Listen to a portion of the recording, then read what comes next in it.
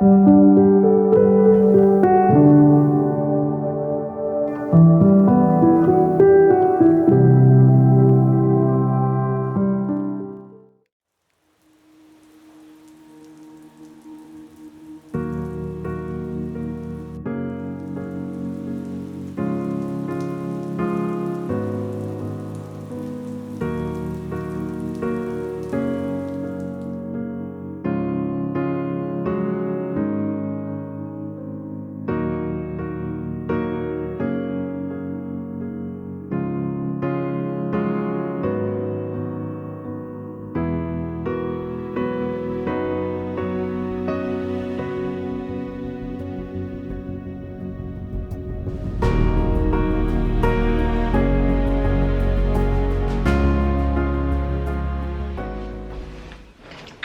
guys, and welcome back to my channel. Thank you so much for tuning in today. If you have returned from before, I just want to say thank you so much for continuing supporting me. And if you are new here, I would like to say hello, I am Sam and this is my brand new channel. And today I'm going to be telling you how I actually saved £500 in 30 days. I cannot believe it. So one whole month I've saved £500, and before I started my journey on saving money and stuff like that, I would have found that incredibly hard, and it just wouldn't happen, guys. It wouldn't happen because I like my online shopping and just click that button. I don't even think about what I'm doing and it just becomes to be one of those things where it's fine, I'll just save it next month. But this year I have been really strict with myself and I'm doing a low buy year, as it says in the title. So I'm going to be showing you how I actually saved the £500 in 30 days. I know what you're going to be saying, that we're not even at the end of January, we're only on the 19th of January. So how have I saved £500 in 30 days if we're not even at the end of January? Because we get paid every last Friday of the month, but because of Christmas we actually got paid a week before. So this week is actually my 4th week of my saving journey. So I did actually start saving right before Christmas. So, and it was really difficult, guys. I had to budget for Christmas and just going like for the Christmas shopping around my Morrisons and Asda. It was really difficult, but I did it and I managed to get some good bargains, to be honest, so if it was Christmas time. But today I'm going to be telling you how I actually got £500 in my savings in 30 days. So I hope you enjoy it, guys. Okay guys, so the first one what I did, and this was a massive money saver, is it's my son's birthday on the 26th of January, so next week, and I wanted to get him a new bed and mattress. I had a look online, there was around about £200 for the bed and then it was £80 for the mattress, and I was going to pay that and I had no like kind of hesitation to buy it. I just thought, oh, I'll just buy it, it's for his birthday.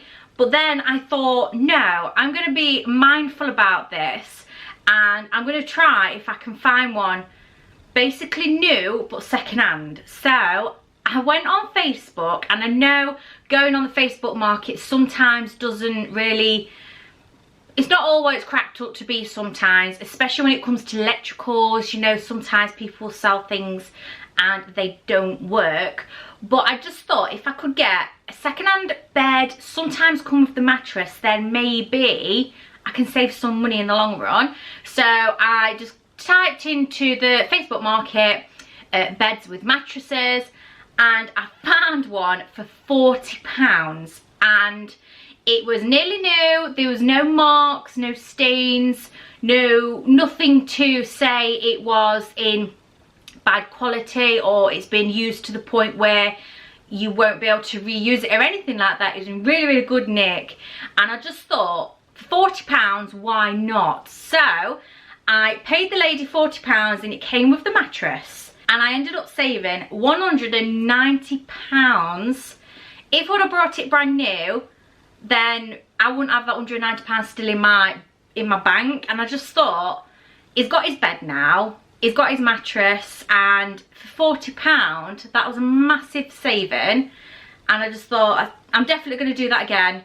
So I did, and then I wanted a chest freezer, and this chest freezer I wanted to get to basically so I could bulk buy my frozen stuff. So if you would have watched my first video, my very first video, you'll know that I wanted a chest freezer so I could sort of bulk buying the stuff what I use all the time, so I haven't got to go to the shopping centre as much. I don't get tempted on the purchase buys, so it's just lessened me going into those stores. And by bulk buying as well, I was able to go to Aldi, get a lot of frozen stuff there.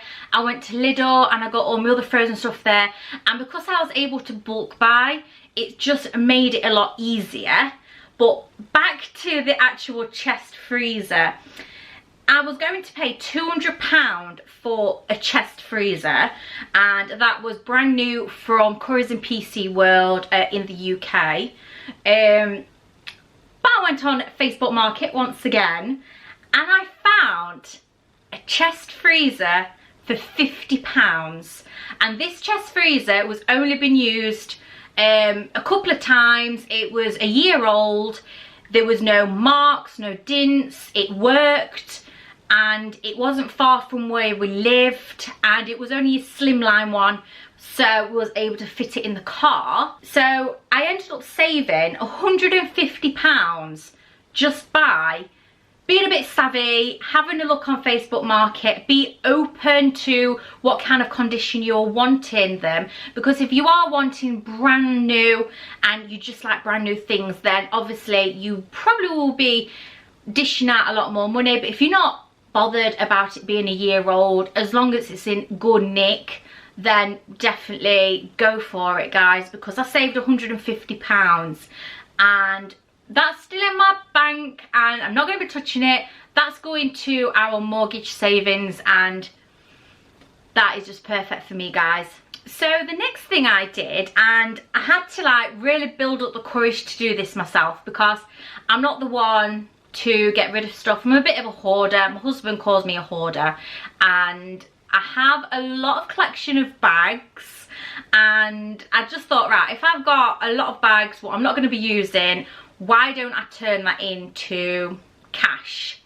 So I decided that I was going to do a massive clean out under my bed and get all the bags I don't want out of there and put them on the Facebook Market. I put some on eBay, which was the more pricey ones I wanted to get a little bit more money for, so I put them over auction on eBay. Making sure I took into account the eBay fees as well, making sure that I wasn't going to be out of profit at the end of it. And I did all that, and I decided that I was going to get rid of 5 bags. So I did, and most of them are River Island bags, so they are quite pricey, about £40 per bag. But obviously because they are second hand, I could only get around about 20 to maybe £15 each. One I think I got about £50 for one, and I ended up getting, for the 5 bags, £100. So me just getting rid of 5 bags, that's another £100 in my bank, and that's to my mortgage. And I just thought, wow, that's amazing that I've ended up saving those 3 items and then having that money in my bank. It just made perfect sense in the end. And then the last thing I did was I saved £100 on food. So the reason I did this is because I bulk buyed, and I wasn't going to the shopping centre every single week basically. So what I was doing is I was bulk buying all of my freezer stuff, my bread, my milk. I'm freezing it so I can bulk buy in those as well, which really helps me to not go to that shopping centre as much. The only time I did go, and it was 2 weekends out of a month, and I had to go for yogurts, cheese, things what are refrigerated, what won't keep and I can't particularly put in the freezer. But everything else I bulk buyed and I put it in the freezer. So it really, really helped me of that £50 freezer, what I brought, is really, really paying off, because I've saved £100 in food in 1 month. That is £1,200 a year I'm saving on food. So definitely, guys, if you can, bulk buy your products, because I've never done it before. I used to go to the shopping centre every week. I'd just go into Asda, get £100 worth of food, and then the following week I'm back. And I just think, bulk buy it, because if you do that, then you're not tempted to go to the shopping centre as much. Personally, for me, I don't like doing the online shopping for food. I've just never got along with it, and around my area these slots get took up really, really fast, so I end up having a really late delivery. And I don't like if a product is, say, out of stock and they replace it for something else. I would rather be there so I can actually see what else there is. So yeah, and online shopping for food for me is never been a thing. I've never liked doing it, so I've always gone into the shopping centres. But every time I do that, then I get tempted to have a look at George, and then I'll have a look at the homeware section, and then I'll start looking at the food sections, what we don't really need but I may fancy, and all that mounts up, and then I spend a ton of money where I don't really need to. So definitely, if you can, bulk buy. Don't go to that shopping centre as much. But if you do have to go to that shopping centre because you don't have a deep freeze or chest freeze or anything like that, then make a list, because I didn't make a list every time I went to the shopping centre, and I just used to go on a whim and just think, oh, I'll be alright, I'll be fine, I'll just make sure that I've got the basics, I'll be fine. Then before I know it, I've brought something what I've already got in the cupboard, and then forgot something else what I needed. So then I ended up going back to the shopping centre to get what I forgot. So it was kind of, it was a circle you go through, and then you just spend more and more money. And that's where I just kind of been more mindful, more determined on, right, no, I'm going to go to the shopping centre for a bulk buy once a month, and then maybe two or three weekends I'll just go with a £20 note and just get the most basic of your fridge stuff, what you can't freeze. So that is definitely something I would recommend if you want to try it. So guys, I really, really hope you liked this. How did I get £500 in my bank in 1 month? And I just hope it's kind of give you a little bit of tips on, it's a bit different than usual, just because, yeah, I saved £500 on things I actually needed. So I wanted to get my son a new bed because he's grown out of that one now. So that's what I needed, but I was savvy, and then I decided that I was going to get secondhand but still practically new. And then with my chest freezer, that is already paid for itself because I spent £50 on it, saved £150, but then I saved £100 on food by getting the chest freezer. So it's paid for the freezer and it even more, and it saved me on money with food as well, which for me is a massive thing. And food is probably the third most expensive thing in the month, and it's something you really have to like keep track of in my eyes, because it would just fly away, and then before you know it, you spent like £500–600 in 1 month on food, and you think, wow, where is that gone? So guys, I just want to say a massive thank you for joining my channel again. You are amazing, and if you haven't, please consider subscribing to my channel. I'm going to be doing lots and lots on this channel. I'm just trying to get all those videos out there so I can show you exactly what I'm going to be doing. But I'm wanting to do lots of evening routines, morning routines, stuff like that. Routines on a budget, luxury routines. I want to do lots and lots of things to show you on how you can live your best life savvy.